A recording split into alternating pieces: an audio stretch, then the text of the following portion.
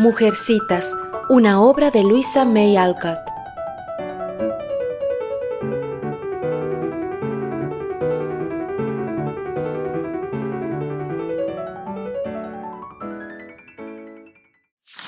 Capítulo 4. Cargas. Oh, querida, qué duro resulta retomar nuestras obligaciones y seguir adelante, dijo Meg con un suspiro, la mañana siguiente de la fiesta. Las vacaciones habían acabado y aquella semana de felicidad no le había aportado energía suficiente para ocuparse de tareas que no eran de su agrado. Ojalá todos los días fuesen Navidad o Año Nuevo. Sería estupendo, comentó Jo, en tono melancólico y entre bostezos. Entonces no disfrutaríamos de esos días especiales ni la mitad que ahora. De todos modos, debe de ser maravilloso que te inviten a cenar y te regalen ramos de flores, ir a fiestas, volver a casa en carruaje y, al llegar, leer un rato y descansar, sin tener que pensar en trabajar. Algunas jóvenes llevan esa vida y yo las envidio. El lujo me atrae tanto, comentó Meg, mientras trataba de decidir cuál de los dos vestidos desgastados que tenía ante sí lo estaba menos. Bueno, eso no está a nuestro alcance, así que, en lugar de lamentarnos, arrimemos el hombro y cumplamos con nuestras obligaciones con alegría, como hace Marmee. Para mí, la tía Marsh es como el viejo de Sinbad el marino, pero imagino que cuando aprenda a soportarla sin protestar, me quitaré esa carga de encima, o me resultará tan ligera que ni pensaré en ella. La idea puso de buen humor a Jo, pero no alegró a Meg, porque su carga, 4 niños malcriados, le parecía más pesada que nunca. No tenía ánimo para ponerse guapa como solía ser, con un lazo azul en el cuello y un peinado favorecedor. ¿Qué sentido tiene arreglarse cuando los únicos que me van a ver son unos mocosos malhumorados y a nadie le importa si estoy guapa o no? Musitó cerrando de golpe el cajón de la cómoda. Me pasaré la vida trabajando y penando, divirtiéndome solo en contadas ocasiones, y me convertiré en una vieja fea y amargada, todo porque soy pobre y no me puedo permitir disfrutar de la vida como hacen las demás. ¡Qué desgracia! Meg bajó con aire compungido y se mantuvo en ese estado de ánimo durante todo el desayuno. De hecho, todas estaban de mal humor y quejumbrosas. A Beth le dolía la cabeza y se había tumbado en el sofá con la gata y los 3 gatitos en busca de consuelo. Amy estaba muy preocupada porque no se sabía bien la lección y no encontraba sus útiles. Jo no dejaba de silbar y de armar ruido mientras se preparaba para salir.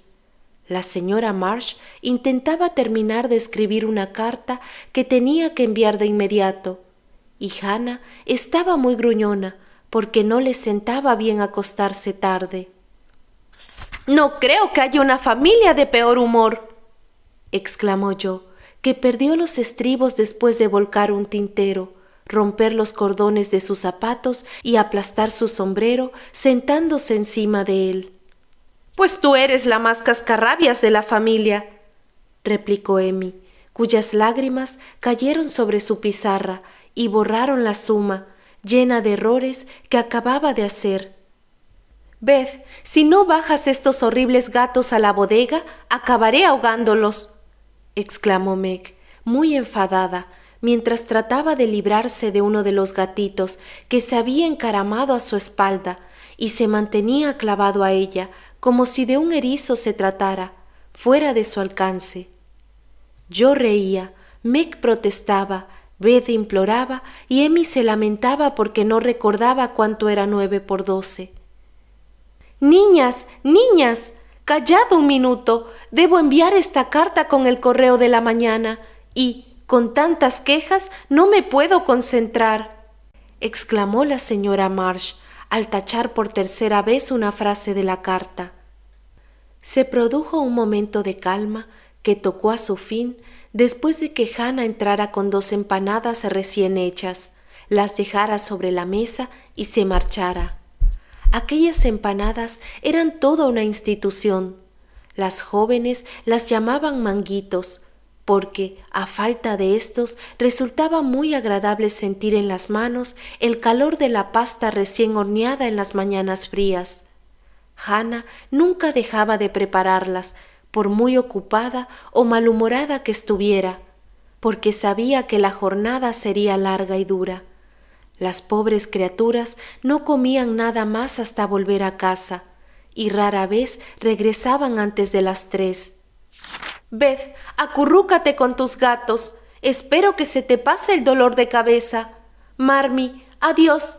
Esta mañana nos hemos portado como una banda de granujas, pero volveremos a casa hechas unos auténticos angelitos. Meg, vamos. Y yo echó a andar pensando que los peregrinos no estaban haciendo todo lo bien que debían. Siempre volvían la cabeza antes de doblar la esquina, pues sabían que su madre estaría en la ventana para hacerles un gesto, sonreír y decirles adiós con la mano. En cierto modo, eso parecía darle fuerzas para hacer frente al día, porque, estuvieran del humor que estuviesen, esa última imagen del rostro de su madre tenía sobre ellas el efecto de un rayo de sol. Si Marmee nos amenazara con el puño en lugar de mandarnos besos con la mano, nos estaría bien empleado, porque nos hemos comportado como unas brujas, comentó Jo, que en su arrepentimiento consideraba que el lodo del camino y el fuerte viento eran una merecida penitencia. No uses expresiones vulgares, se quejó Meg, oculta tras el chal con el que se había cubierto como una monja harta del mundo. No veo nada de malo en emplear palabras fuertes cuando su significado es el adecuado, repuso yo, sujetándose el sombrero cuando dio un salto sobre su cabeza, dispuesto a salir volando. Puedes dedicarte todos los insultos que quieras, pero yo no soy ni una granuja ni una bruja. Está claro que hoy no tienes un buen día y, además, estás frustrada por no poder vivir rodeada de lujos. Pobrecita, espera a que yo me haga rica. Entonces podrás disfrutar de todos los carruajes, helados, zapatos de tacón y ramilletes que quieras, y bailarás con todos los jóvenes pelirrojos que te apetezca. No seas ridícula, Jo, exclamó Meg, que no obstante se rió de la ocurrencia y se sintió mejor a su pesar. Da gracias de lo que sea. Si adoptase ese aire abatido y me dejase vencer por el desaliento como tú, estaríamos apañadas. Afortunadamente, siempre encuentro algo divertido para animarme. Deja de quejarte y haz el favor de volver a casa de buen humor.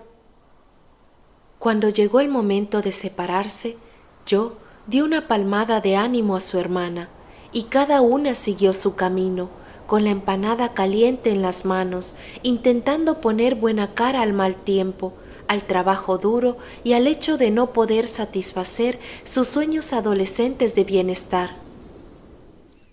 Cuando el señor Marsh perdió su fortuna en un intento de ayudar a un amigo caído en desgracia, las 2 hijas mayores rogaron que se les permitiese colaborar en el sustento familiar. Sus padres, convencidos de que nunca era demasiado pronto para conocer el valor del esfuerzo, el trabajo y la independencia, accedieron y ambas se pusieron a trabajar, henchidas de amor y buena voluntad, seguras de que, a pesar de los obstáculos, saldrían adelante. Margaret encontró un puesto como institutriz y se sintió rica con su pequeño sueldo. Como ella misma reconocía, le encantaba el lujo, y su principal preocupación era la pobreza en que vivían. A ella le resultaba más difícil de sobrellevar que a las demás, porque recordaba la época en la que gozaban de un hogar hermoso y confortable, en el que no faltaba nada. Trataba de no dejarse vencer por la envidia ni el descontento, pero era natural que una joven anhelase tener cosas bonitas, divertirse con sus amigos y llevar una vida feliz sin frustraciones. En casa de los King veía a diario todo aquello que deseaba, porque las hermanas de los niños que cuidaba salían con asiduidad, y Meg las veía pasar con frecuencia con espectaculares vestidos de fiesta y ramilletes de flores. Las oía comentar con entusiasmo obras de teatro, conciertos, fiestas y celebraciones de toda índole, y las veía gastar en fruslerías un dinero que a ella le hubiese sacado de apuro. La pobre Meg no solía quejarse, pero en ocasiones se sentía amargada por aquella injusticia, y es que todavía no había aprendido a apreciar lo rica que era en la clase de bendiciones que, en verdad, garantizan una vida feliz. En cuanto a Jo, resultó ser la ayuda perfecta para la tía Marsh, que estaba inválida y necesitaba a alguien que la cuidase. La anciana, que no tenía hijos, se ofreció a adoptar a una de las jóvenes cuando la familia perdió su fortuna, y se sintió muy ofendida cuando los padres rehusaron su oferta. Los amigos advirtieron a los Marsh que con aquella decisión habían perdido toda posibilidad de figurar en el testamento de la rica anciana, a lo que el matrimonio, nada materialista, contestaba: ni una fortuna 12 veces mayor podría compensar el perder a una de nuestras hijas. Ricos o pobres, permaneceremos unidos y felices.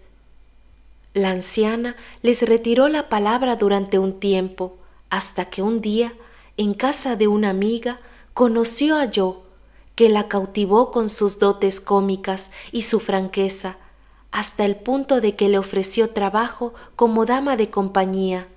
A Jo no le entusiasmó la propuesta, pero, en vista de que no surgía nada mejor, aceptó el puesto y, para sorpresa de muchos, se ganó el favor de su irascible parienta.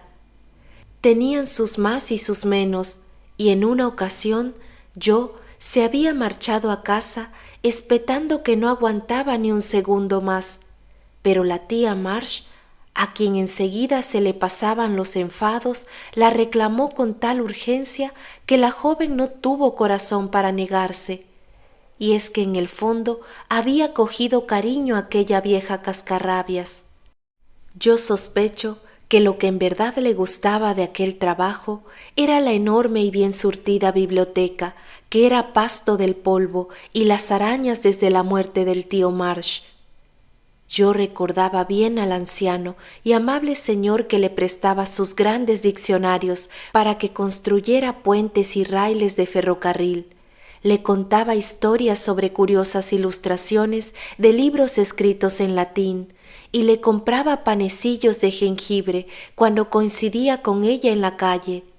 La estancia, oscura y llena de polvo, con bustos que miraban fijamente desde las altas estanterías, cómodas butacas, globos terráqueos y, lo mejor de todo, una selva de libros en que perderse a su gusto, resultaba para la joven un paraíso terrenal.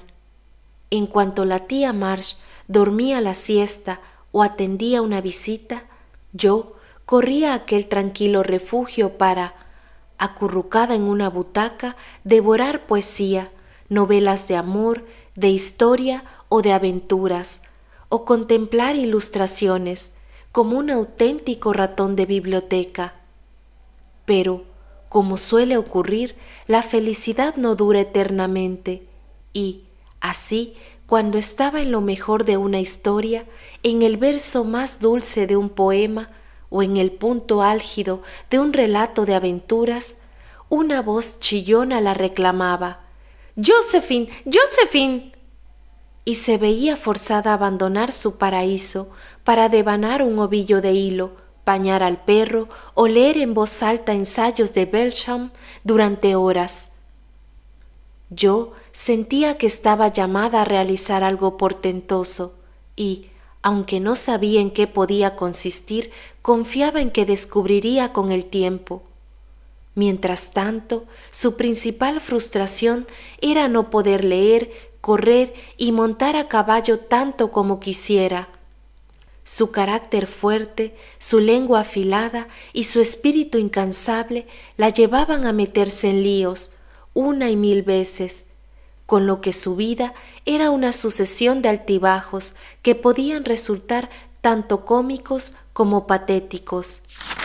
El aprendizaje que recibía en casa de la tía Marsh era justo lo que necesitaba, y la idea de colaborar a su propio sustento la hacía feliz, a pesar del constante «Josephine». Beth era demasiado tímida para ir a la escuela.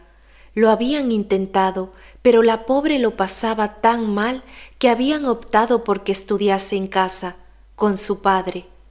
Cuando él marchó al frente y la madre se vio impelida a volcar su energía y su tiempo en tareas de ayuda a los soldados, Beth siguió estudiando por su cuenta y se esforzó al máximo. Como era una joven muy hogareña, disfrutaba ayudando a Hannah a mantener la casa limpia y a punto para cuando las demás volviesen del trabajo, y no anhelaba más reconocimiento que el amor de sus seres queridos. Aún en las jornadas más largas y tranquilas, nunca se sentía sola, ni permanecía ociosa, puesto que su mundo interior estaba poblado de amigos imaginarios, y era, por naturaleza, laboriosa como una abeja. Por las mañanas se divertía jugando con 6 muñecas, a las que despertaba y vestía con amor, pues todavía era una niña. No había ni una sola que estuviese entera, y ninguna era bonita. Habían permanecido en un rincón hasta que ella las rescató del olvido. Cuando sus hermanas fueron demasiado mayores para jugar con ellas, Beth las tomó a su cargo, pues Emmy no consentía tener nada viejo o feo. Precisamente por eso, Beth se había entregado a su tierno cuidado y hasta había puesto en pie un hospital para muñecas enfermas. Nunca clavaba alfileres en sus cuerpos de algodón, no les gritaba ni las golpeaba, y no desatendía ninguna por repulsiva que fuera. Las alimentaba, vestía, cuidaba y acariciaba todas con idéntico afecto y devoción. Incluso había rescatado a una muñeca desmembrada que había pertenecido a Jo y que, tras una vida tempestuosa, había ido a pasar al saco de los trapos. Como tenía la cabeza descosida, le puso un bonito gorro, y para disimular la falta de brazos y piernas, la envolvió en una manta y le consagró la mejor cama de su hospital, como enferma crónica que era. No creo que nadie, viendo el amor que Beth prodigaba a aquella muñeca, pudiese dejar de emocionarse, por mucho que tal entrega le provocase risa. Le llevaba flores, le leía cuentos, la sacaba a que le diese el aire, oculta en su abrigo le cantaba nanas, y no se acostaba sin besar su sucia carita y susurrarle con dulzura: «Que pases una buena noche, querida».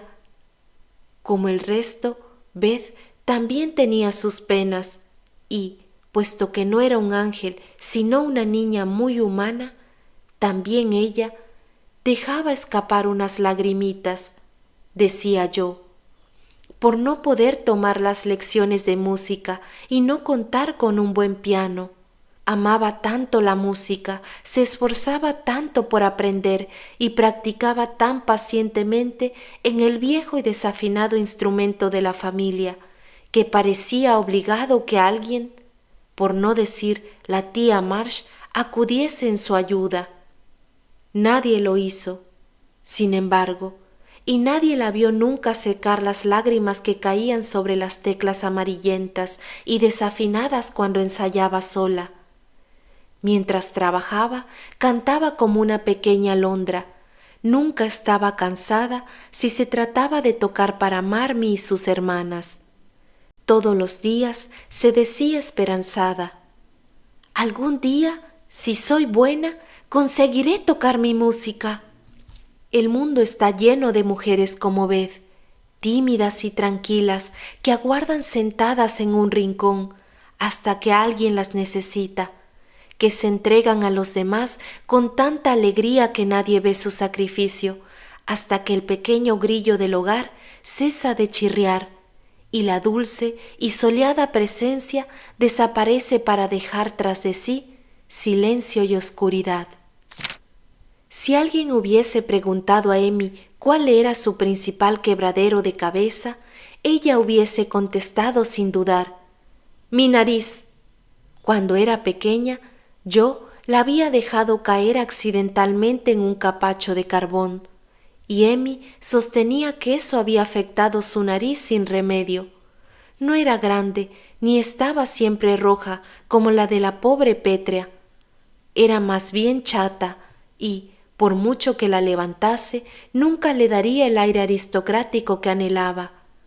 A nadie le preocupaba el asunto salvo a ella, y, de hecho, su nariz seguía creciendo, pero Amy deseaba tanto un perfil griego que, para consolarse, llenaba hojas enteras con dibujos de narices perfectas. El pequeño Rafael, como la llamaban sus hermanas, poseía un notable talento para el dibujo y era sumamente feliz copiando flores, pintando hadas o ilustrando cuentos con curiosas muestras de arte. Sus profesores se quejaban de que, en lugar de hacer las sumas, llenaba su pizarra de dibujos de animales, aprovechaba las páginas en blanco del atlas para copiar mapas, y sus libros estaban llenos de caricaturas cómicas que aparecían en los momentos más inoportunos. Se aplicaba al estudio lo mejor que podía, y su comportamiento modélico la había salvado de más de una reprimenda. Era muy querida entre sus compañeras por su buen carácter y poseía el don de granjearse el cariño de todos sin esfuerzo. Su afectación y sus modales exquisitos despertaban admiración, al igual que sus numerosas aptitudes, y es que, además de dibujar, era capaz de tocar 12 melodías, hacer ganchillo y leer en francés sin pronunciar mal más de 2/3 de las palabras. El tono quejumbroso con el que acostumbraba a explicar: cuando papá era rico, hacíamos tal o cual cosa, resultaba conmovedor, y su tendencia a usar palabras complicadas era considerada muy elegante por las demás. Amy iba camino de convertirse en una niña malcriada. Todo el mundo la consentía, y su vanidad y su egoísmo iban en aumento.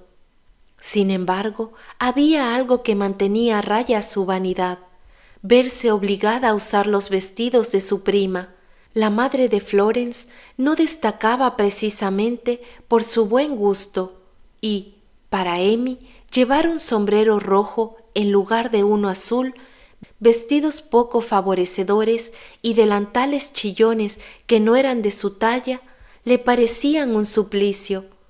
La ropa era de calidad, tenía buena hechura y estaba casi nueva, pero hería el gusto estético de Amy, sobre todo en aquel invierno en el que tenía que ir a la escuela con un vestido de un morado apagado, con topos amarillos y sin nada que lo adornara.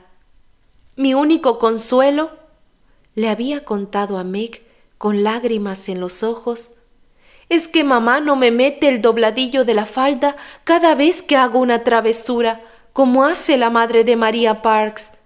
Es un verdadero horror. A veces se porta tan mal que el vestido apenas le cubre las rodillas y no puede ir al colegio. Cuando pienso en la degradación que sufre, el hecho de tener la nariz chata y un vestido morado con topos amarillos me parece una nimiedad. Meg era la confidente y guía de Amy, y, curiosamente, yo lo era de Beth. Tal vez porque los opuestos se atraen. La tímida muchachita solo se abría con su atolondrada hermana mayor, sobre la que, Sin darse cuenta, ejercía más influencia que ningún otro miembro de la familia. Las dos hermanas mayores se llevaban muy bien, pero cada una de ellas había tomado a su cargo a una de las menores y las protegían a su manera. Era su peculiar manera de jugar a mamás, poniendo a sus hermanas en lugar de las muñecas que ya habían desechado, y lo hacían con el instinto maternal propio de unas mujercitas. ¿Alguien tiene algo interesante que contar? Ha sido un día tan deprimente que necesito algo de entretenimiento, comentó Meg cuando se sentaron a coser juntas aquella tarde. Hoy me ha ocurrido una cosa curiosa en casa de la tía y, puesto que todo ha salido bien, os la contaré. Empezó yo, a la que le encantaba contar historias. Estaba leyendo en voz alta ese interminable libro de Belsham, con el tono monocorde de siempre, para que la tía se quede dormida lo antes posible y yo pueda disfrutar de un buen libro hasta que se despierte. Esta vez lo que conseguí fue que me entrara sueño y, antes de que ella empezara a cabecear, se me escapó un bostezo enorme. La tía me preguntó si abría tanto la boca para devorar el libro de golpe. Ojalá pudiese hacerlo y terminar de una vez, respondí sin pretender ser impertinente. Entonces me echó un largo responso sobre mis pecados, me pidió que me sentara y reflexionara sobre lo que habíamos hablado, mientras ella daba una cabezadita. Como sé que la cabezadita suele durar bastante, en cuanto cerró los ojos, saqué del bolsillo el vicario de Wellfield y me puse a leer con un ojo mientras que con el otro vigilaba a la tía.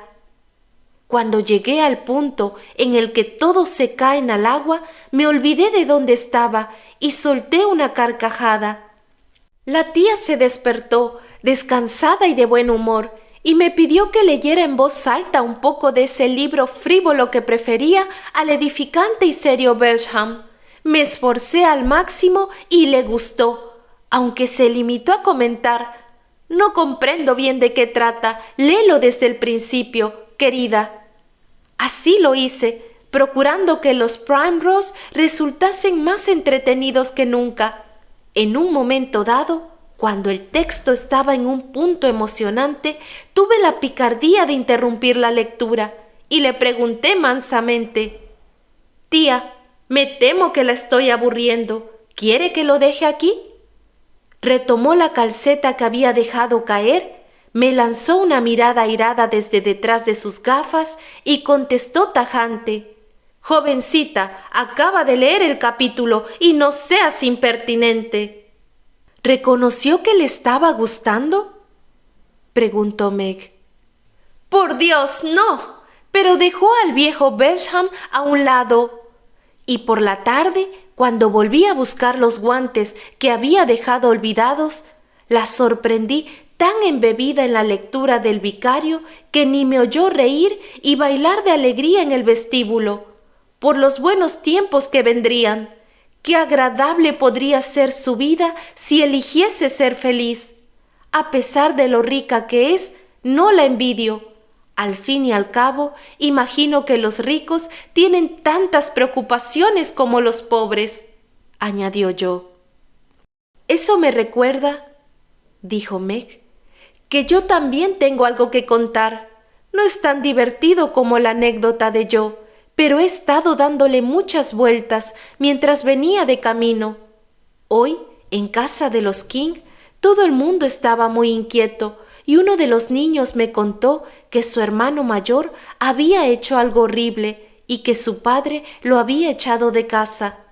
Oí llorar a la señora King y gritar al señor King, y Grace y Ellen volvieron la cabeza cuando pasé junto a ellas para que no viese que tenían los ojos enrojecidos. Por supuesto, no pregunté nada a nadie, pero sentí lástima por ellos y me alegré de no tener ningún hermano rebelde que pudiera deshonrar a la familia. Yo creo que recibir un castigo en la escuela es mucho peorible que tener un hermano rebelde.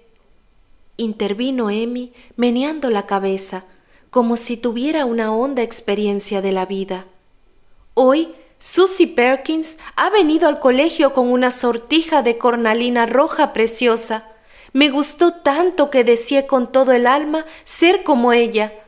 Bueno, el caso es que dibujó una caricatura del señor Davis con una nariz monstruosa y una joroba, y escribió las palabras «Señoritas, no les quito ojo», saliendo de su boca. Nos estuvimos riendo del dibujo hasta que descubrimos que, en efecto, el señor Davis no nos quitaba ojo, y ordenó a Susie que le mostrase su pizarra. Ella se quedó petrificada del susto, pero se la enseñó, y ¿qué creéis que hizo él? La cogió por la oreja, ¡por la oreja! ¡Figuraos qué horror!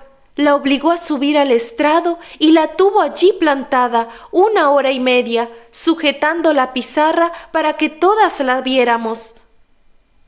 ¿Y las demás no se rieron al ver la caricatura?, preguntó yo, a la que le encantaba aquel lío. Reírse en absoluto, estuvimos todas bien quietas y Susie lloró a mares. Eso fue lo que pasó. Yo ya no sentí envidia de ella, porque me dije que ni 1.000.000 de sortijas de cornalina me hubiesen hecho feliz después de algo así. Yo nunca me hubiese repuesto de semejante humillación. Y dicho esto, Emmy retomó su labor, orgullosa de su virtud y de haber pronunciado 2 palabras largas sin que se le trabara la lengua. Esta mañana vi algo que me gustó y que pensaba contar a la hora de la cena, pero se me olvidó, explicó Beth al tiempo que ordenaba el enmarañado cesto de labores de Jo. Salí a comprar unas ostras por encargo de Hannah y encontré al señor Lawrence en la pescadería, aunque no me vio porque me escondí detrás de un barril y él estaba hablando con el señor Cotter, el pescadero.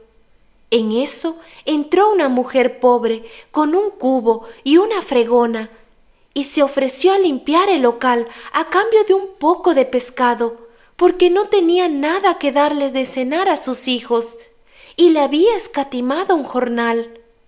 El señor Cotter, que estaba algo atareado, le contestó que no sin pensarlo, bastante molesto. La mujer, que parecía muerta de hambre, se dio la vuelta para salir con aire afligido, y entonces el señor Lawrence pinchó un pescado grande con la punta de su bastón y se lo ofreció. Ella lo cogió sorprendida pero encantada y le dio las gracias varias veces. Él le dijo: «Vaya y guíselo», y ella se marchó a toda prisa, la mar de contenta. ¡Qué detalle tan enternecedor! ¿No os parece? Era tan gracioso verla abrazada a aquel pescado enorme y diciéndole al señor Lawrence que esperaba que Dios le guardase una cama cómoda en el cielo. Todas rieron y luego pidieron a su madre que les contase también algo. La mujer guardó silencio unos instantes y después dijo muy seria: «Hoy, mientras cortaba tela para unas chaquetas de franela azul, me acordé de vuestro padre y pensé en lo sola y desamparada que me sentiría si le ocurriese algo. Sé que no debería pensar en ello, pero no pude evitarlo, hasta que un hombre mayor entró para hacer un pedido. Se sentó cerca de mí y me puse a hablar con él, porque parecía pobre, cansado y nervioso. ¿Tiene hijos en el ejército?», le pregunté al ver que traía una nota que no era para mí. «Sí, señora, tenía 4, pero 2 han muerto. Uno está prisionero y voy a visitar al otro, que está hospitalizado en Washington, muy enfermo», contestó en voz baja. «¿Ha hecho usted mucho por su país, señor?», le dije sintiendo respeto en lugar de la piedad inicial. «Todo lo que está en mi mano, señora. De haber servido yo, hubiese ido en persona, pero como no es así, he entregado a mis hijos de corazón».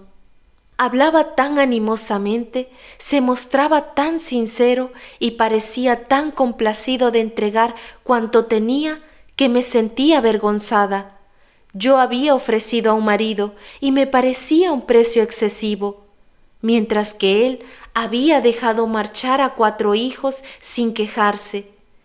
Yo tenía a mis niñas para animarme al volver a casa, y a él solo le quedaba un hijo, que le esperaba a kilómetros de distancia, tal vez para darle un último adiós. Me sentí tan rica, tan afortunada y tan llena de bendiciones que le preparé un buen paquete, le di algo de dinero y le agradecí de corazón la lección que me había enseñado. Mamá, cuéntanos otra historia, otra con moraleja, como esta. Cuando son cosas que han pasado de verdad y no suenan a sermón, me dan mucho que pensar, dijo yo, tras un minuto de silencio. La señora Marsh sonrió y empezó enseguida.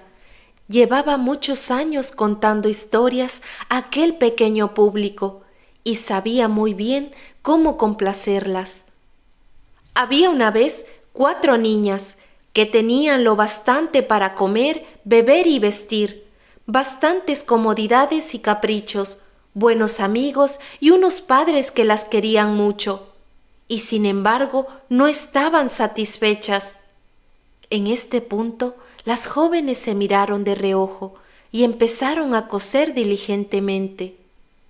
Esas muchachas ansiaban ser buenas y se hacían magníficos propósitos que, por una razón u otra, nunca mantenían, y no dejaban de decir, si tuviéramos tal cosa, o si pudiéramos hacer esto o aquello, olvidando lo mucho que en realidad tenían, y las numerosas cosas agradables que estaban a su alcance.